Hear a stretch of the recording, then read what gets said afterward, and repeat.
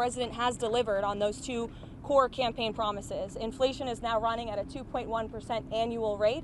You look at our southern border, look at the numbers. Just last month, 0 illegal aliens were released into our country. And then look at what the president has done on the world stage. He has ended wars like India and Pakistan. He continues to work aggressively to end the war in Russia and Ukraine. He completely obliterated Iran's nuclear sites.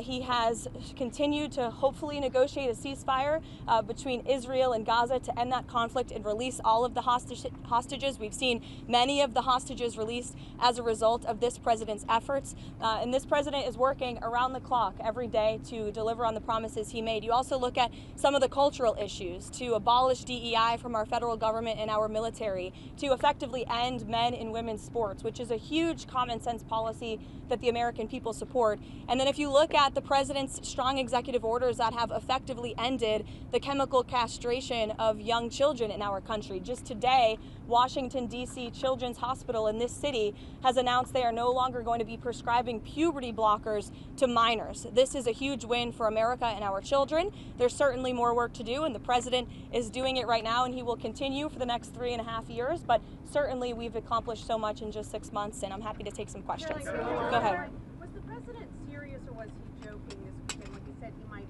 block a Washington Commanders stadium deal if they don't change their name? The president was serious, and it's part of the art of the deal, part of his negotiating skills. As you know, sports is one of the many passions of this president, and he wants to see the name of that team changed. Why is he getting involved in that?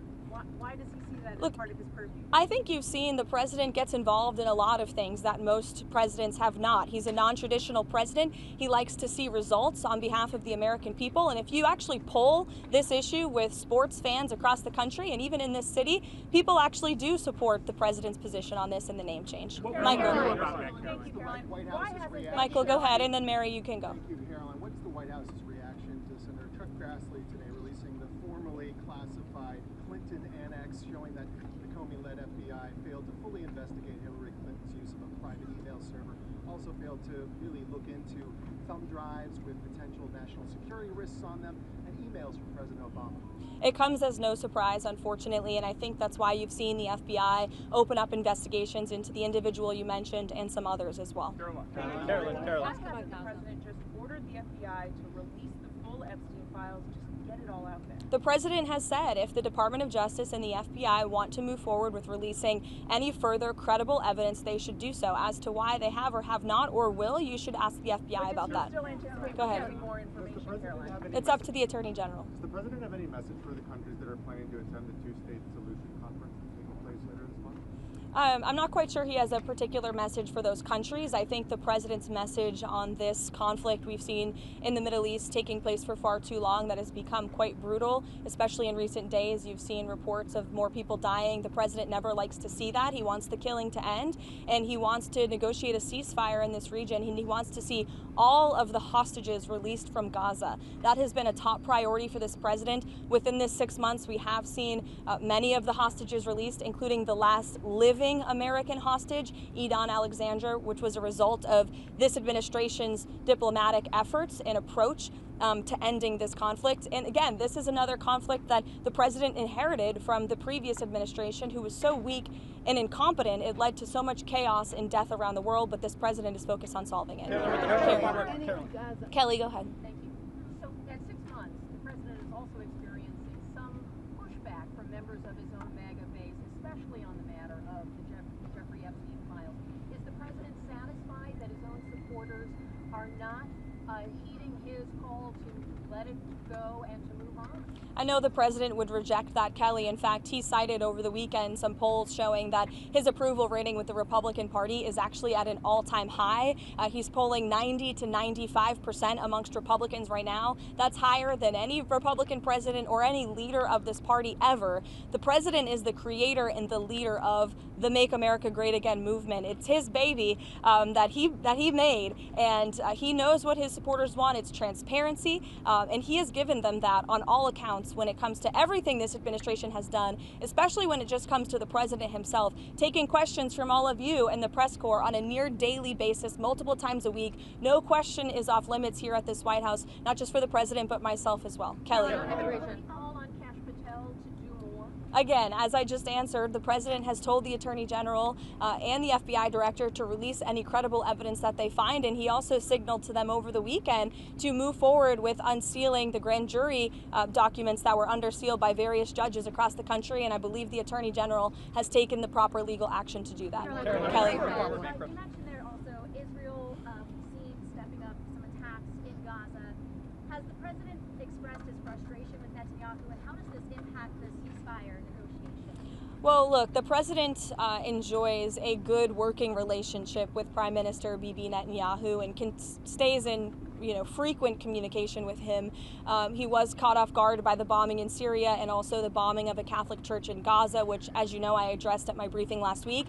And in both accounts, the president quickly called the prime minister to rectify those situations. And we saw Secretary Rubio intervene when it came to Syria. We saw a de-escalation there. And as for the bombing of the Catholic church in Gaza, the prime minister did put out a statement saying this was an accident and they deeply regretted that action on behalf of the state of Israel, following his conversation with the president.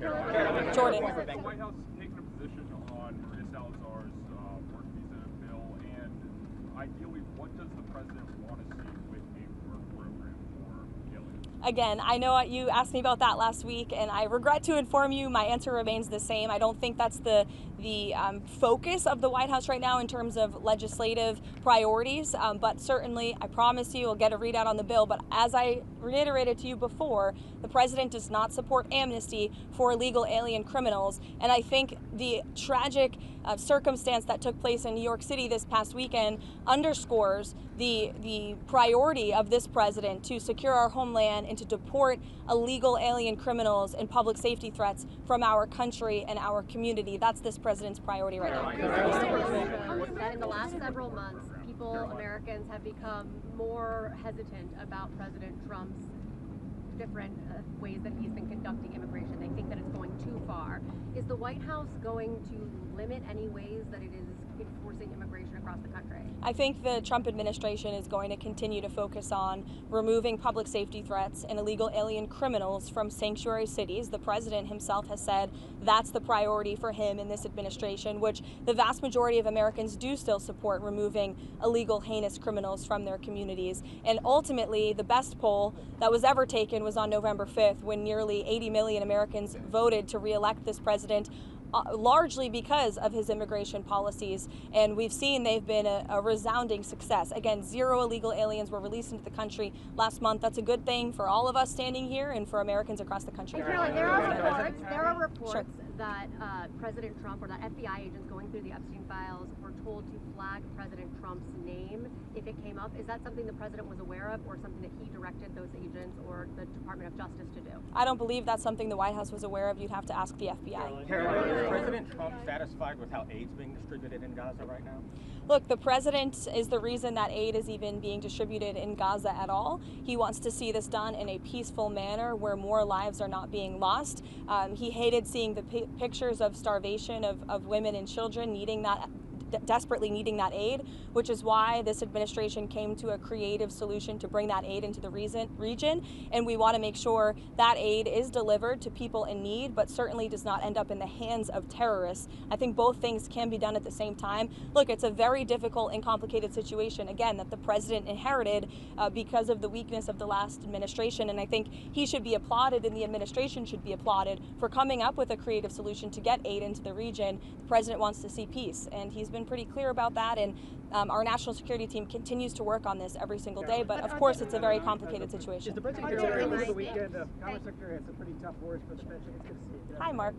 You're sneaking in back there. I know, I wish I was taller. The Commerce Secretary over the weekend had some pretty tough words for the Federal Reserve Chairman. The White House has kind of sent some mixed messages whether or not his job is safe or not.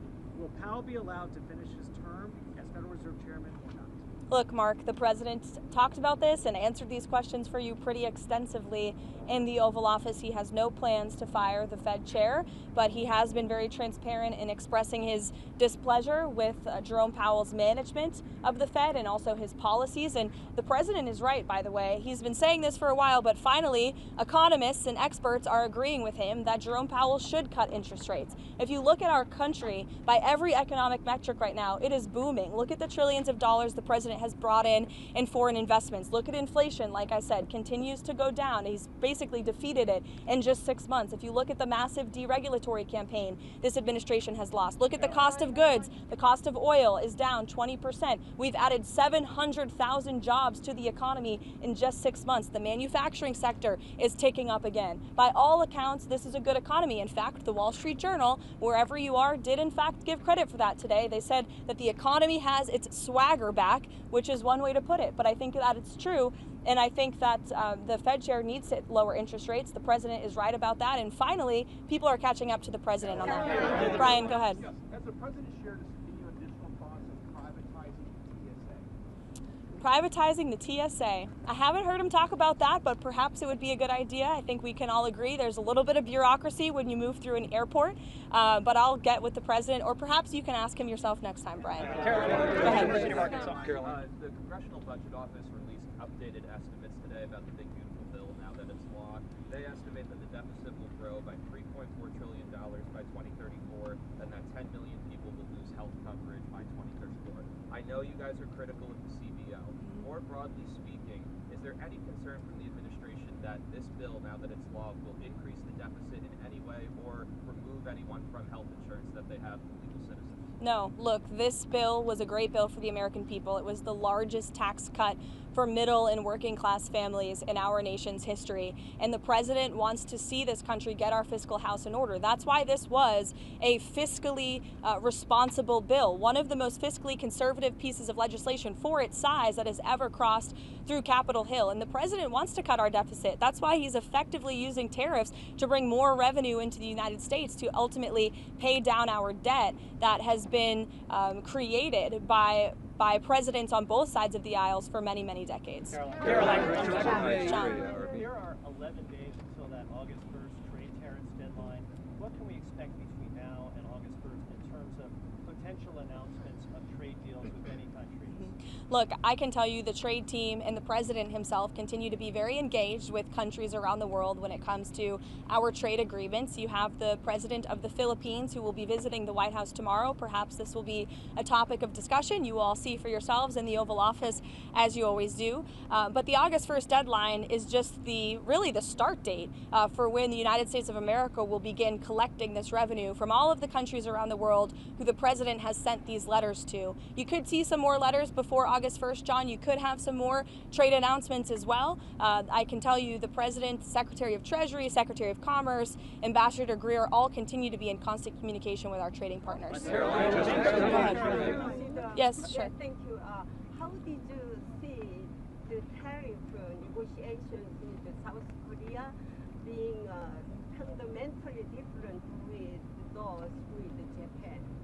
I can check in on the status of the South Korean trade talks for you. Special envoy visiting Lebanon regarding disarming Hezbollah. Does President Trump still believe diplomacy? Who is visiting? Tom Barak. Okay. Special envoy Tom Barak is visiting Lebanon regarding disarming Hezbollah. Does President Trump still believe diplomacy can work with Lebanon while Hezbollah keeps its weapons?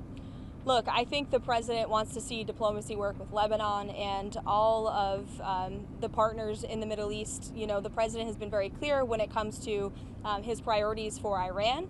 He obliterated their nuclear capability, and I understand that the administration continues to be open to talks with Iran if we deem them necessary. As for Tom Barak's trip, I know the president supports him and he's doing a great job in Syria. Caroline. According to the House Judiciary Committee, the Biden administration sent nearly $1 billion in taxpayer funds to the left organization in Israel to oppose Israeli Prime Minister Benjamin Netanyahu. What is the White House reaction? Well, it's not a surprise to me that the previous administration sent billions of dollars overseas for useless priorities that don't advance America's interests. We've seen a lot of that, which is why this administration has been very focused on clawing a lot of that money back and making sure the American government is spending American tax dollars on America's priorities. Thank you, guys. I'll see you later. Bankruptcies.